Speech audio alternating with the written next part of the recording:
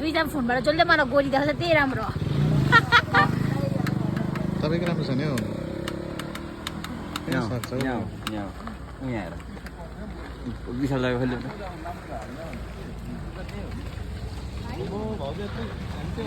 कसो खान्छ विशाल राम्रो लाग्छ मलाई हामी त खाँदिनँ हामी त भाउजूले किन्दिनँ भएछ हौ कस हेर्नु न मलाई भर्खर खाएर बसेको जस्ट खाएर बसेको मैले खाएर बसेको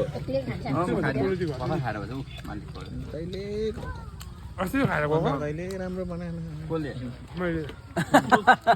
किन म त भोलि आज त घरमा जाइम